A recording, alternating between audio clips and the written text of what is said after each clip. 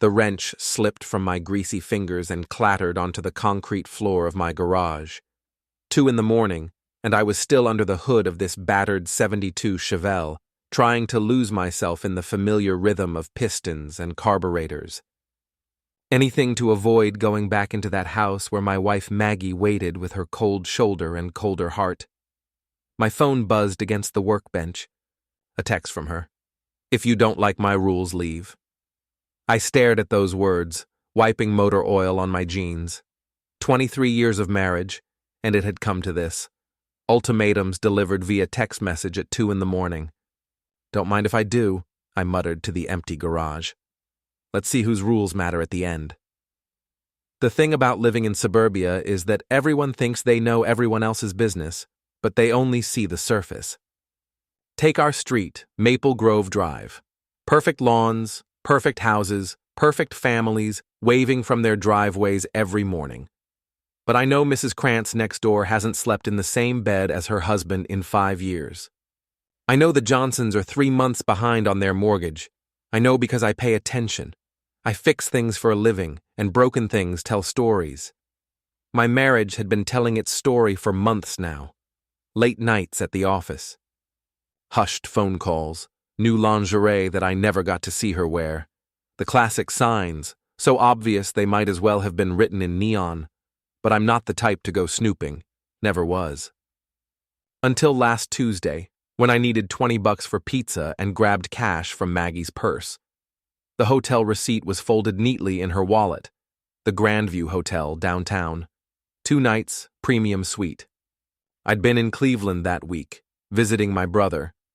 Maggie told me she was working late on the Morrison case. My hands shook as I unfolded that receipt. Not from anger exactly, more like recognition. The way you feel when you finally admit something you've known all along. That's when I noticed her iPad on the kitchen counter, still logged into her messages. I'm not proud of what I did next, but I'm not ashamed either. When your wife leaves her digital life open like a book, sometimes you read a few pages. The messages were from someone called P in her contacts. The conversation went back months. "Last night was incredible.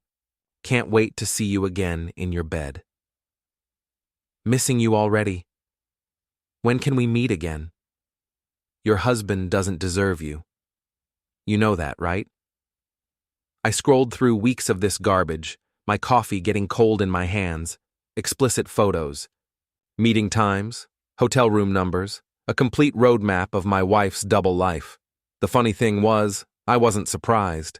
Devastated, sure, but not surprised. Maggie had been pulling away for 2 years, ever since she made partner at Kellerman, Walsh and Associates. New clothes, new friends, new attitude about everything we'd built together, but knowing and seeing are different animals entirely. I closed the iPad and finished my coffee. Then I called in sick to work, something I hadn't done in 3 years. If my wife wanted to play games, it was time she learned that blue-collar guys know a few tricks, too.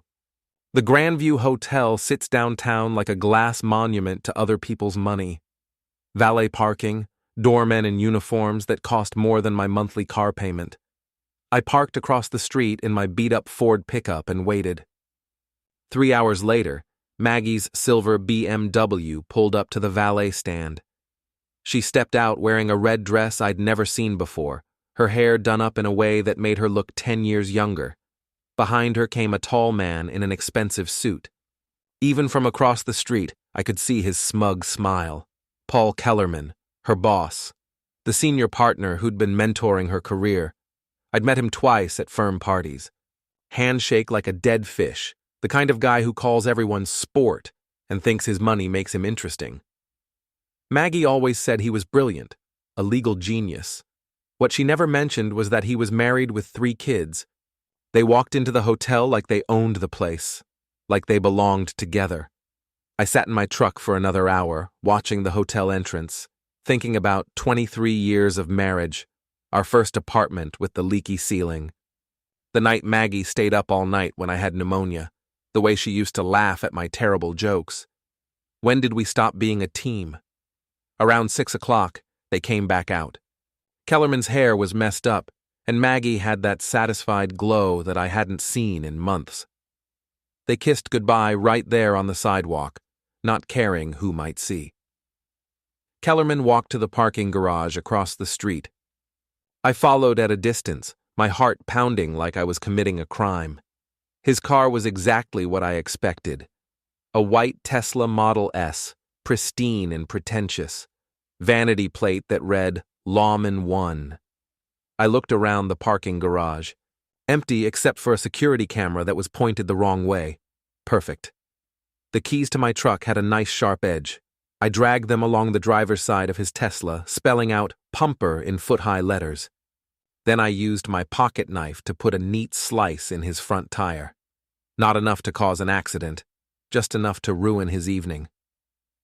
I left a note under his windshield wiper. Hope the ride was worth it. Dash M's husband. Walking back to my truck, I felt something I hadn't experienced in years. Power, control, the satisfaction of taking action instead of just taking it. But as I pulled out of the parking garage, I saw Mrs. Krantz from next door getting into her car 2 spaces away. Our eyes met through my windshield, and she held up her phone. The camera flash went off. Perfect. I drove home slowly, taking the long way through downtown. By the time I got there, my phone was buzzing with texts from Maggie. Where are you? We need to talk. I know what you did to Paul's car. This is crazy behavior, Tom. I'm worried about you. I deleted the messages without responding and walked into our house that I'd been paying the mortgage on for 15 years while she built her career. Our house where she'd been planning her exit strategy with her boss. I went to my computer and logged into our joint bank account. $43,000. I transferred $38,000 to my personal checking account, leaving just enough to keep the account open. Then, I called the credit card companies. As the primary cardholder, I canceled every card we shared. Her gas card, her department store cards, the American Express she used for business dinners with Pumper. I packed 2 suitcases with my clothes and important documents, wedding photos, family heirlooms, anything that mattered to me. I loaded everything into my truck along with my toolbox and my collection of vintage car parts. On my way out, I left a sticky note on the refrigerator. Don't mind if I do. The last thing I did was change the locks. She could keep the house, but she'd have to call a locksmith to get into it. My phone started ringing as I drove away. Maggie's ringtone, over and over. I turned off the phone and drove across town to Bob's garage. Bob Henley had been my best friend since high school. He owned Henley's Auto Restoration, a cluttered paradise of classic cars and honest work. More importantly, he had a small apartment above the garage that he rented to mechanics down on their luck. I was officially down on my luck. Jesus, Tom, Bob said when I showed up at his door with my suitcases. What happened? My wife decided she liked her boss better than her husband, I said. So I decided to take her advice and leave. Bob poured us both a beer and listened while I told him everything.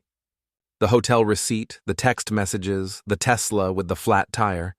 When I finished, he was quiet for a long time. So what's the plan? He finally asked.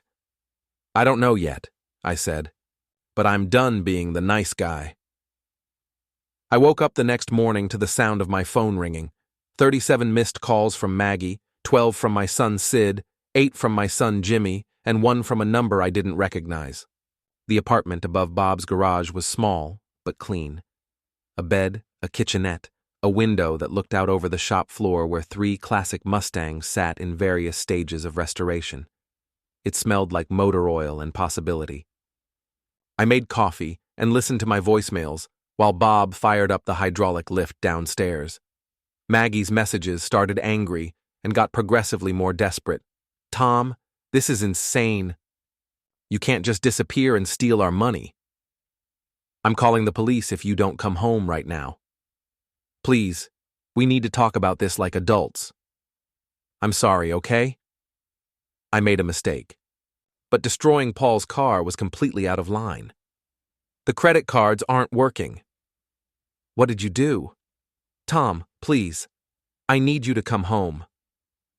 My son Sid's message was shorter. Dad, what the hell is going on? Mom called me crying. She says you've lost your mind. Jimmy's was even more direct. Call me back. Now. The unknown number turned out to be Paul Kellerman himself. His voice was smooth and condescending, exactly what I expected. Mr. Patterson, this is Paul Kellerman from Kellerman, Walsh and Associates. I think we need to have a conversation about your recent behavior. My car sustained significant damage last night, and I have reason to believe you were involved. I'd hate for this to escalate to a legal matter, but I'm prepared to take whatever steps are necessary to protect myself and my property. Please call me at your earliest convenience. I deleted all the messages and went downstairs to help Bob with a carburetor rebuild. Sleep okay? Bob asked, not looking up from his work. Like a baby, I said. A baby whose wife is screwing her boss. You talked to her yet? Nope, let her sweat for a while. Bob nodded approvingly. He'd been through his own messy divorce 10 years earlier. His ex-wife had cleaned him out and moved to Florida with her personal trainer. Bob understood the value of strategic silence. Around noon, Sid showed up at the garage. My older son, 32 years old, and still trying to make peace between his parents like he'd done since he was 12. Dad, what are you doing? He said, finding me under the hood of a '67 Camaro. Mom says you vandalized some guy's car and stole money from your bank account. Your mother's having an affair, I said, without coming up for air, with her boss. I have the text messages to prove it. Sid was quiet for a moment. That doesn't give you the right to go crazy. Crazy? I slid out from under the car and looked at my son. He had Maggie's eyes and my stubborn chin. I found out my wife of 23 years is cheating on me, so I decided to take her advice and leave. How is that crazy? The money, Dad. You can't just take all the money. It's my money too, kid. I've been putting it in that account for 15 years. And the car thing? I shrugged. Rich guy's car got scratched. Happens all the time in parking garages. Sid ran his hands through his hair, a gesture he'd inherited from me. She wants you to come home. She says you can work this out. Does she now? I wiped my hands on a rag and gave my son my full attention. Did she mention that she's been meeting her boss at hotels for months? Did she tell you about the sexy photos they've been trading? Did she explain how she's been lying to my face every single day? Dad. No, Sid. I'm done. Your mother made her choice. Now she gets to live with the consequences. My son left looking defeated and confused. I felt bad for him, but not bad enough to change my mind. Sid and Jimmy were adults. They'd figure out how to navigate their parents' divorce. That evening, I drove to Murphy's Bar, a dive on the east side where the beer was cold and the gossip was hot. I'd been drinking there for 20 years, long enough to know that if you wanted word to spread around town, Murphy's was ground zero. Tom Patterson, shouted Danny Murphy from behind the bar. Haven't seen you in months. Where you been hiding? Working too much, I said, settling onto a bar stool. Give me a Budweiser and whatever gossip you've got. Murphy's was crowded for a Thursday night. Construction workers, mechanics, a few teachers from the high school, the kind of people who knew everyone's business and weren't shy about sharing it. I nursed my beer and listened to the conversations around me. Mrs. Henderson's husband was drinking again. The mayor's son got arrested for DUI, standard small-town drama. Then I heard something interesting. You hear about Paul Kellerman? Said a voice behind me. I turned to see Janet Phillips, a secretary at the courthouse. Someone trashed his car last night, keyed it up real good and slashed a tire. No kidding, said her companion. Any idea who did it? Word is it was personal. Someone left a note. I smiled into my beer. The rumor mill was already grinding. I bought another round for Janet and her friend. Paul Kellerman, I said casually. Isn't he that lawyer with the fancy office downtown? That's him, Janet said. Big shot attorney, married to that sweet little thing, Carol. 3 kids. I said. Wonder what kind of personal business would make someone that angry. I planted the seed and let it grow. By the time I left Murphy's, half the bar was speculating about Paul Kellerman's enemies and extramarital activities. The next morning, I got a call from Jimmy. My younger son was more direct than his brother, a trait he'd inherited from me. Dad, I talked to Mom. She told me everything. Everything? About the affair. About Paul. She's sorry, Dad. She wants to fix this. It's a little late for sorry, don't you think? She made a mistake. People make mistakes. She made a choice, Jimmy. Every day for months, she chose to lie to me and sneak around with her boss. That's not a mistake. That's a decision. So what now? You're just going to throw away 23 years? She threw it away. I'm just acknowledging reality. Jimmy sighed. She's filing for divorce, Dad. And she's talking about getting a restraining order. On what grounds? She says you're acting erratically. The car thing spooked her. Good. She should be spooked. Dad. Jimmy, your mother decided she wanted a different life. Now she's got one. But she doesn't get to control how I react to her choices. That afternoon, I got served with divorce papers and a temporary restraining order. I wasn't allowed within 500 feet of Maggie or her workplace. The papers claimed I had made threatening statements and exhibited increasingly erratic behavior. I showed the papers to Bob, who read them while eating a sandwich. She's scared, he said. She should be. What's your next move? I thought about it. Maggie had escalated by involving lawyers and courts. She was trying to control the narrative, make me look like the unstable husband who couldn't handle his wife's success. I think it's time for a public demonstration, I said. The opportunity came 3 days later. Sid's 33rd birthday party at Romano's, the Italian place where our family had celebrated every major milestone for the past decade. Maggie had organized it before our world exploded, and Sid insisted on keeping the plans. I wasn't officially invited, but I wasn't officially uninvited either. I showed up at 7 o'clock, wearing my best shirt and carrying a gift for my son. The private dining room was full of family and friends. Maggie sat at the head of the table wearing a black dress and a nervous expression. She looked beautiful and guilty and fragile all at once. "Tom," she said when she saw me, "I didn't think you were coming." "Wouldn't miss my son's birthday," I said cheerfully. The room went quiet.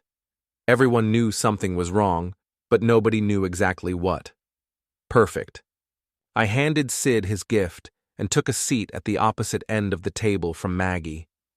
The conversation slowly resumed, but the tension was thick enough to cut with a knife. Halfway through dinner, I stood up and tapped my water glass with a fork. "I'd like to make a toast," I announced. Maggie's face went white. "Tom, please don't—" "To my son Sid," I continued, raising my glass. 33 years old today. A good man with a bright future ahead of him. Everyone relaxed slightly and raised their glasses. "And while we're celebrating," I continued, "I'd like to make another toast. To my wife Maggie and her boss, Paul Kellerman. May their hotel points never expire." The silence that followed was deafening. Glasses stopped halfway to lips. Forks froze in midair. Someone's chair creaked. Maggie stood up so fast she knocked over her wine glass. Red wine spread across the white tablecloth like blood. "You bastard," she whispered. "Now, honey," I said with a smile. "Is that any way to talk to your husband in front of the family?" "You're sick," she said, grabbing her purse. "You need help." "The only help I need is a good divorce lawyer." She stormed out of the restaurant, leaving behind a room full of shocked faces and uncomfortable silence. "Dad," Sid said quietly, "that was really not cool." "Your mother's been screwing her boss for months," I replied, "but you're right. That wasn't cool of her." I finished my dinner while the rest of the table sat in stunned silence. When I was done, I left a $100 tip and walked out. My phone started ringing before I reached my truck. The call was from a number I didn't recognize, but the voice was familiar. Paul Kellerman, and he sounded pissed. "You son of a bitch," he said without preamble. "What you did tonight was completely out of line." "Hello, Paul," I said, settling into my truck. "How's the Tesla? Get that tire fixed yet? I'm warning you, Patterson. Stay away from me, stay away from Maggie, and keep your mouth shut about things you don't understand." Things I don't understand? Like hotel receipts, text messages, photos that would make a sailor blush? The line went quiet for a moment. When Kellerman spoke again, his voice was colder. "You're playing a dangerous game. I have resources you can't imagine, connections. I can make your life very difficult." "My life is already difficult, Paul. My wife's been cheating on me with a married man. But I guess you'd know about that. Maggie's filing a harassment complaint against you. The police will be very interested in your recent behavior. Let them come. I haven't done anything illegal." "Haven't you?" I hung up and drove back to Bob's garage, my mind racing. Kellerman was rattled, which was good, but he was also dangerous, which was problematic. Rich guys with connections could make trouble for blue-collar guys like me. Time to level the playing field. The next morning, I called in another sick day and drove to the public library. If Kellerman wanted to play hardball, I needed to know who I was dealing with. 2 hours of internet research painted an interesting picture. Paul Kellerman, 52 years old, senior partner at Kellerman, Walsh and Associates. Married to Carol Kellerman, a pediatric nurse. 3 children, Paul Jr., 16, Sarah, 14, and Michael, 11. But the really interesting stuff was buried deeper. A DUI arrest that got dismissed. A malpractice suit that was settled out of court. Rumors of gambling problems and affairs with junior associates. Most interesting of all was a civil suit filed by a former client who claimed Kellerman had stolen money from an estate settlement. The case was dropped after the client died in a car accident. Paul Kellerman wasn't just a cheating husband. He was a predator with a pattern. I printed everything I could find and drove to Murphy's bar. Janet Phillips was there again, having lunch with 2 other courthouse employees. "Tom," she called out when she saw me. "How are you holding up?" "Oh, you know," I said, joining their table. "Taking it one day at a time." "We heard about the restaurant thing," said one of her companions, a woman I didn't recognize. "That took guts." "Sometimes the truth needs to be told," I said. "Even when it's ugly." I bought them a round of drinks and casually mentioned some of the things I'd learned about Paul Kellerman. Nothing slanderous, just public record stuff. But I made sure to emphasize his pattern of behavior with younger women.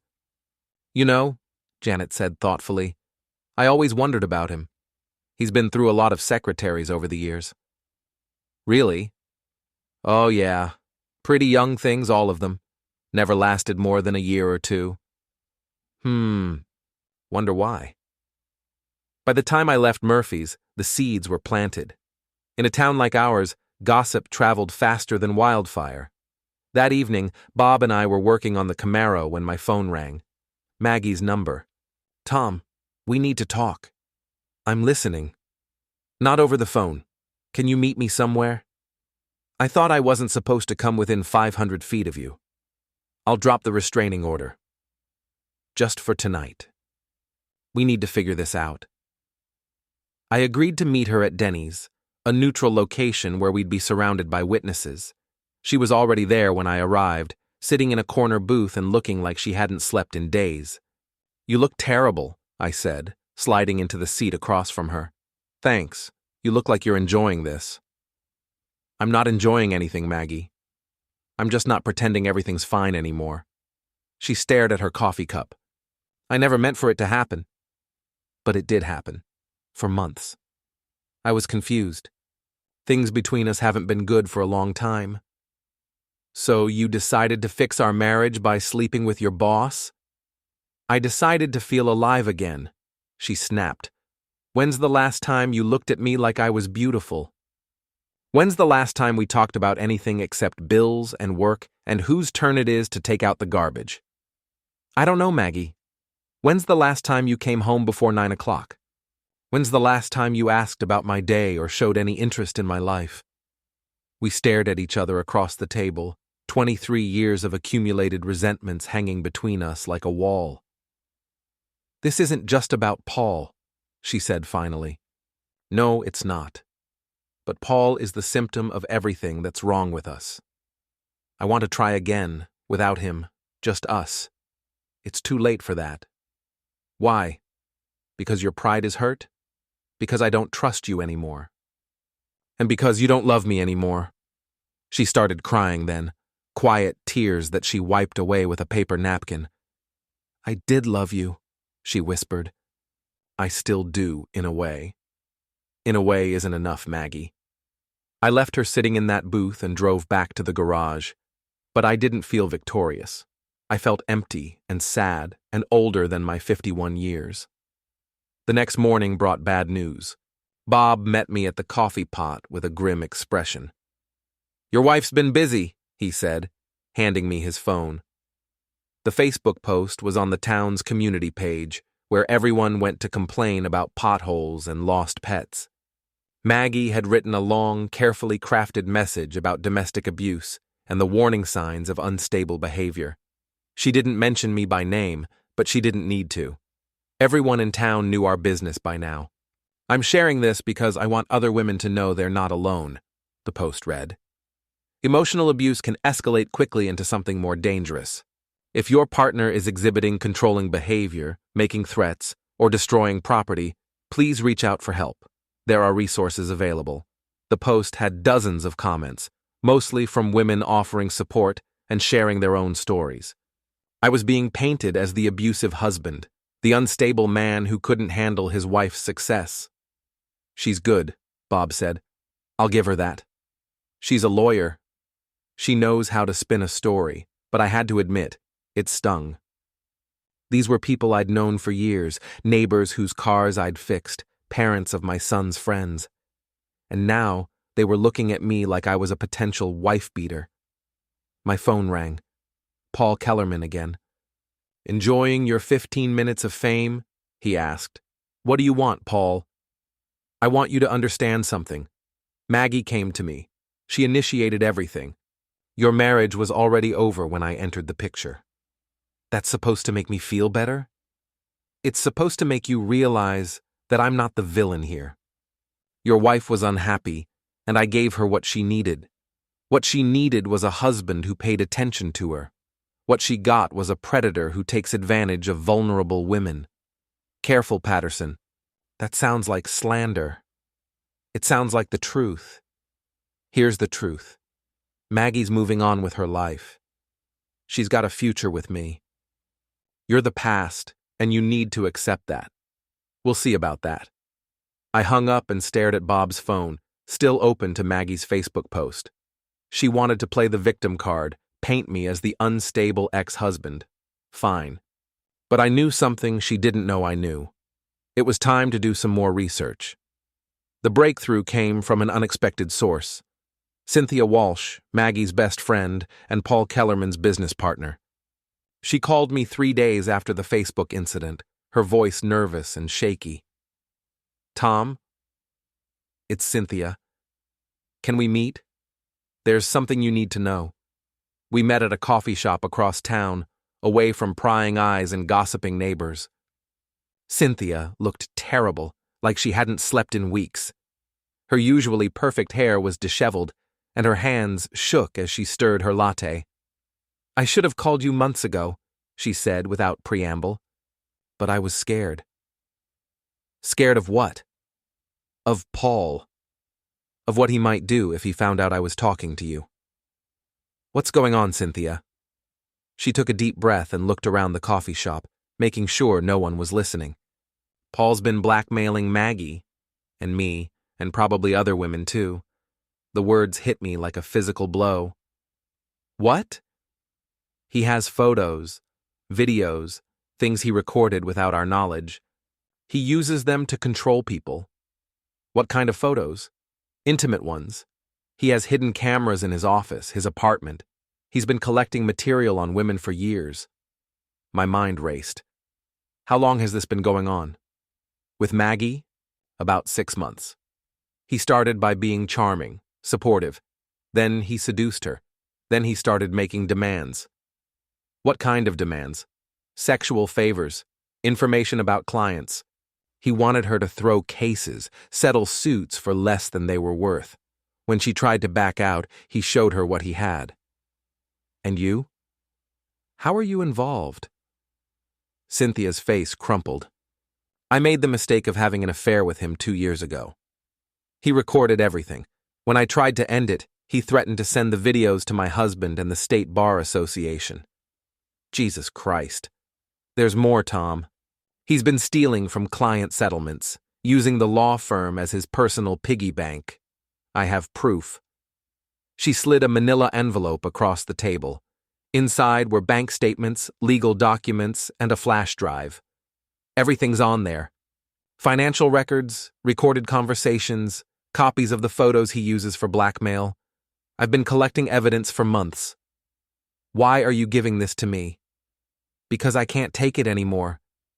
And because Maggie's in real danger. He's getting more unstable, more demanding. I think he's planning to destroy her if she doesn't leave you and marry him. I stared at the envelope, my hands shaking with rage. That son of a bitch. Tom, you have to be careful. Paul has connections everywhere, police, judges, politicians. He's not going to go down easy. Let me worry about that. I drove back to the garage with my mind spinning. Everything I thought I knew about the situation was wrong.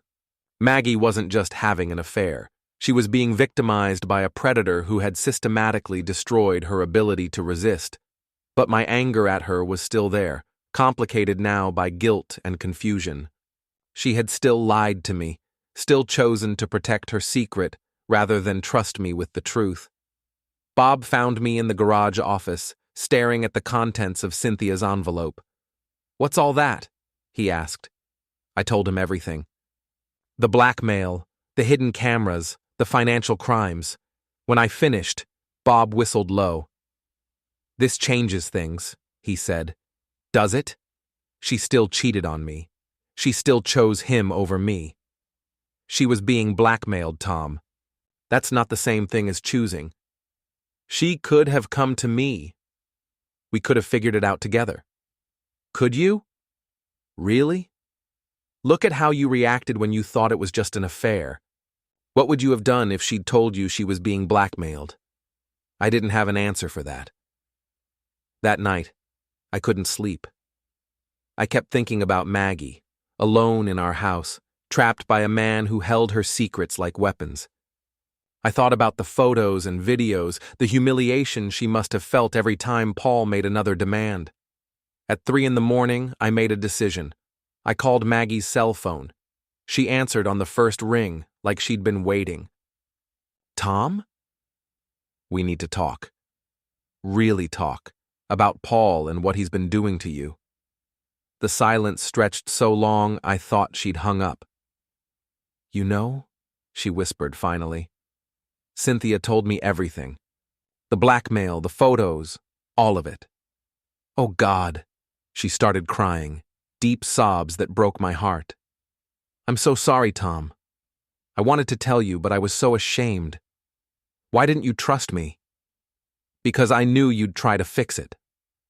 And I knew he'd destroy both of us if you tried. We're going to fix it now. Together. It's too late. He has too much power. No, it's not too late. I have evidence. Financial records, recordings, everything we need to bring him down. Tom, you don't understand. He has judges in his pocket, police officers. The district attorney is his golf partner. Then we don't go through official channels." "What do you mean?" "I mean, we make this public. Social media, local news, the rumor mill. We destroy his reputation the same way he's been destroying yours. He'll release the photos if we do that. Let him. You're the victim here, Maggie. People will see that." Another long silence. "I need time to think," she said finally. "We don't have time. Cynthia says he's getting more unstable. Who knows what he'll do next? Just give me 24 hours, please. I agreed, but I didn't plan to wait. Paul Kellerman had been controlling this situation for too long. It was time to flip the script. The next morning, I drove to Kellerman's apartment building, a 40-story glass tower downtown, the kind of place where parking costs more than most people's rent. I waited in the lobby until I saw him come out of the elevator, then followed him to the parking garage. His Tesla had been repaired, the scratches buffed out, and the tire replaced. It looked pristine and expensive, just like its owner. "Hello, Paul," I said, stepping out from behind a concrete pillar. He spun around, his face going pale. "What are you doing here?" "We need to have a conversation about blackmail, about hidden cameras, about the way you've been treating my wife." "I don't know what you're talking about." "Sure you do. Cynthia told me everything. The photos, the videos, the financial crimes, all of it." His composure cracked slightly. "Cynthia's a disturbed woman, delusional. No one will believe her. They'll believe the evidence. Bank records, recorded conversations, financial documents showing how you've been stealing from clients. You have nothing." I pulled out my phone and showed him a photo of the documents Cynthia had given me. "I have everything." For a moment, he looked genuinely scared. Then his expression hardened. "You're making a big mistake, Patterson. I can destroy you. I can destroy your family. I have resources you can't imagine. Your resources won't help you when this goes public. When your wife finds out. When your clients find out. When the State Bar Association finds out. What do you want? I want you to leave my wife alone. I want you to destroy all the photos and videos you have, and I want you to turn yourself in to the authorities." He laughed, a harsh sound that echoed off the concrete walls. "You're insane if you think I'm going to do any of that. Then I guess we do this the hard way." I started to walk away, but his voice stopped me. "Your wife came to me willingly. She begged me to touch her. She said you were a pathetic excuse for a man who couldn't satisfy her." I turned around slowly. "What did you say?" "You heard me. She couldn't wait to spread her legs for a real man. Someone with money and power and—" I hit him before he could finish the sentence. A right cross that caught him square on the jaw and sent him stumbling backward into his precious Tesla. "You son of a bitch," I said, advancing on him. "You destroyed my marriage. You threatened my wife. You think your money makes you untouchable." He tried to run, but I grabbed him by his expensive suit jacket and slammed him against the car. "Please," he gasped, "don't hurt me." "I'll give you money. Whatever you want." "I don't want your money. I want justice." That's when I heard the footsteps. Security guards running toward us across the parking garage. "He attacked me!" Paul shouted. "I want him arrested." I let go of his jacket and stepped back, my hands raised. The security guards surrounded me, but I didn't resist. "This isn't over," I told Paul as they led me away. "Yes, it is," he replied, straightening his tie. "You just made the biggest mistake of your life." The police held me for 6 hours before releasing me with a warning. Paul Kellerman had decided not to press charges, which surprised me until I realized why. He didn't want the incident to become public record, didn't want anyone asking questions about what we'd been discussing in that parking garage. But my brief taste of jail had clarified something important. Playing by the rules wasn't going to work. Paul had too many connections, too much influence. If I wanted justice, I'd have to create it myself. I drove straight from the police station to Murphy's bar, where I knew the evening crowd would be gathering. Sure enough, the place was packed with construction workers, mechanics, and other blue-collar folks who'd known me for years. "Tom!" Danny Murphy called out. "Heard you had some excitement today." Word traveled fast in a small town. I bought a round for the house and told my story. Not the whole truth, but enough of it. A rich lawyer who thought he could steal another man's wife. A corrupt system that protected predators. A working man who'd finally had enough. By the time I finished talking, the entire bar was on my side. "That's what's wrong with this country," said Mike Torres, a guy I'd known since high school. "Rich bastards think they can do whatever they want." "Someone should teach him a lesson," added Sarah Kim, who worked at the courthouse with Janet Phillips. I bought another round and let the anger build. These were good people who worked hard for everything they had. They understood what it meant to be betrayed by someone with more money and power.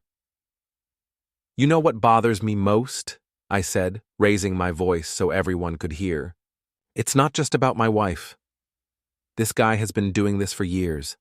Other women, other families, and nobody stops him because he's got connections." "What are you going to do about it?" someone called out. "I'm going to make sure everyone knows what kind of man Paul Kellerman really is."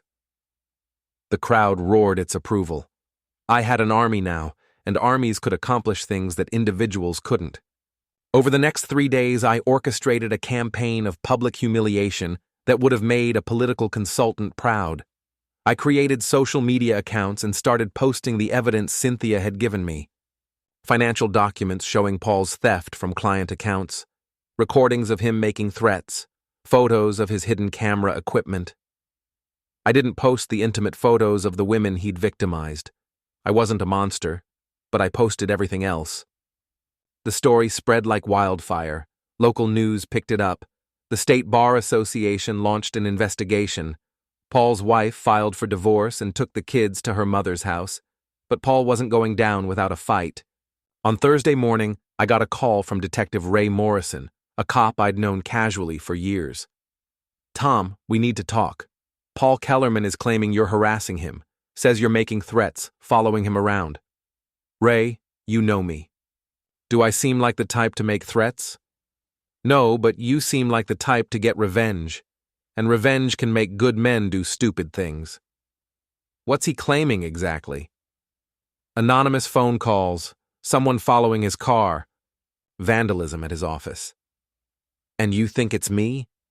"I think you're angry and you have good reason to be, but you need to be smart about this. Don't give him ammunition to use against you." I promised Ray I'd be careful, but I wasn't about to back down. If Paul wanted to escalate, I was ready. That afternoon, I got a call from Maggie. She sounded scared. "Tom, Paul's completely lost it. He came to the house this morning screaming about what you've been posting online. He says he's going to destroy both of us." "Where are you now?" "At my sister's house." "I'm scared to go home." "Good. Stay there. This is almost over." "What do you mean?" "I mean, Paul Kellerman is about to learn what happens when you mess with the wrong family." The opportunity came sooner than I expected. Paul had scheduled a press conference for Friday afternoon, claiming he was the victim of a vindictive ex-husband's smear campaign. He was going to play the victim card, just like Maggie had tried to do. But I had one more card to play. The press conference was held on the steps of the courthouse, with Paul flanked by his lawyers and a handful of supporters. Local TV crews were there, along with reporters from the newspaper and several online outlets. I watched from across the street as Paul delivered his prepared statement. He looked haggard and desperate, nothing like the confident predator who'd been destroying women's lives for years. "I am the victim of a systematic harassment campaign," he declared. "A bitter, unstable man has been spreading lies about me in an attempt to destroy my reputation and my family." That's when I made my move. I walked across the street and up the courthouse steps, carrying a cardboard box full of documents. The reporters turned their cameras toward me, sensing drama. "Mr. Kellerman," I called out loudly, "would you like to explain these financial records to the reporters?" I opened the box and started pulling out bank statements, canceled checks, and transfer receipts. Evidence of Paul's theft from client accounts, all of it documented and dated. "This man has been stealing from his clients for years," I announced to the crowd. "Elderly people, accident victims, families who trusted him to protect their interests." Paul's face went white. His lawyers tried to hustle him away, but the reporters were already shouting questions. What about the hidden cameras, Mr. Kellerman? I continued. Would you like to explain why you've been secretly recording women in your office? He's lying, Paul shouted. Everything he's saying is a lie. Then explain this, I said, holding up a photograph of camera equipment found in Paul's office. Explain why you need hidden cameras to practice law. The crowd was buzzing now, reporters scribbling notes and camera operators jockeying for better angles. Paul's carefully planned press conference had become a public execution. You want to know the truth about Paul Kellerman? I shouted, addressing the cameras directly. He's a predator who uses his position to victimize vulnerable women. He blackmails them with intimate photos. He steals from clients who trust him. He destroys families and lives for his own gratification. Paul broke free from his lawyers and lunged toward me, his face twisted with rage. You son of a bitch! You've ruined everything. The cameras captured it all. The desperate attack, the security guards restraining him, the complete meltdown of a man whose carefully constructed life had just collapsed in public. As they led Paul away, I stood on those courthouse steps and felt something I hadn't experienced in months. Justice. Not the kind that comes from courts and lawyers, but the kind that comes from truth finally being told. My phone buzzed with a text from Maggie. I saw it on the news. Thank you. I looked up at the cameras still rolling and smiled. Paul Kellerman had spent years controlling people through fear and secrets. Now the whole world knew what kind of man he really was. The reporters crowded around me, shouting questions, but I just shook my head and walked away. I'd said everything that needed to be said. 3 blocks from the courthouse, I stopped at a payphone and dialed Paul's cell number. He answered on the first ring. You destroyed my life, he said, his voice broken. No, Paul. You destroyed your own life. And my wife's life. And God knows how many other women's lives. I just made sure everyone knew about it. What do you want from me? I want you to remember this moment every day for the rest of your life. I want you to remember that actions have consequences. And I want you to know that if you ever come near my family again, what happened today will seem like a gentle warning. I hung up the phone and walked back to my truck. In the distance, I could see the courthouse steps where Paul Kellerman's career had just ended in spectacular fashion. My phone rang. It was Bob. You crazy son of a bitch, he said, laughing. I just saw you on TV. That was beautiful. It's not over yet, I said. What do you mean? I started my truck and pulled into traffic, heading toward the house I'd shared with Maggie for 15 years. I mean, it's time to go home. Home. Home. Home. Home. Home. Home.